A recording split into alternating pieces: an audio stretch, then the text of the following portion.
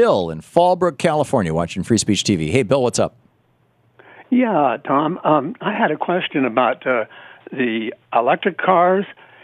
If they're burning part fuel or even all electric, and they plug into their electric outlet, aren't they burning gas or, coal?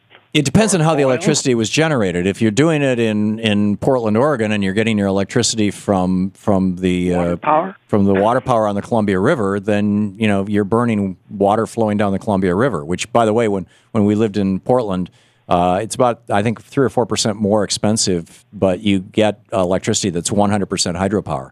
And if you live in parts of Texas or Iowa, those two states, 20% of their electricity is produced by the wind. So if you got an electric car. If you lived in Germany, they're producing half their electricity from rooftop solar, and that rooftop solar is all on residential houses. So you can generate your own electricity from the sun off the roof of your house and power your car.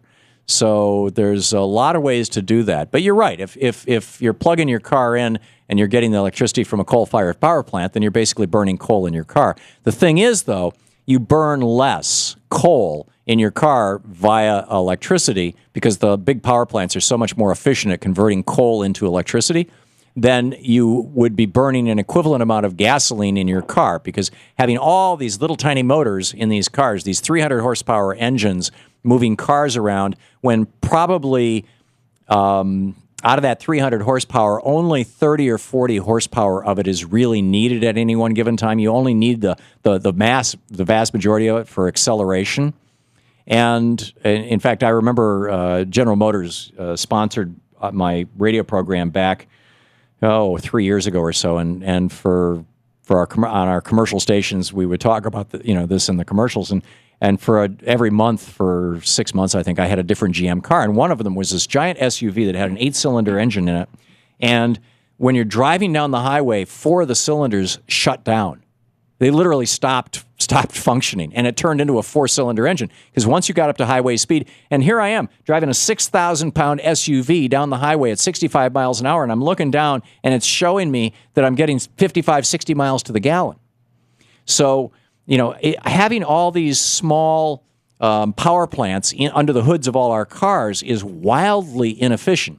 So even if we just continued to use oil or gas, natural gas or coal-fired power plants to generate our electricity, and we had electric cars, it would be more efficient and less expensive, by the way. Talk to people who own electric cars. It's a lot less expensive than buying gasoline. Buying electricity is less expensive than buying gasoline. And in both cases, if you're buying it from a fossil fuel source, you're simply paying for fossil fuels. Make sense, Bill? Right, and the efficiency of the engine has improved greatly. The efficiency of the electric engines is incredible. The efficiency of gasoline engines is extraordinary, but like I said, most of it is wasted because it's only needed for acceleration. Whereas with an electric motor, the proportion of electricity used for acceleration versus used for coasting is that curve is much.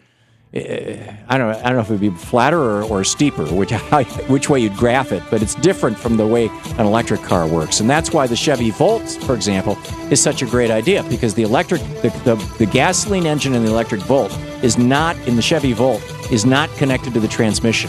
All it does is recharge the battery so it's entirely always running off an electric motor. Thanks a lot for the call, Bill. I appreciate it. Great question. We'll be back.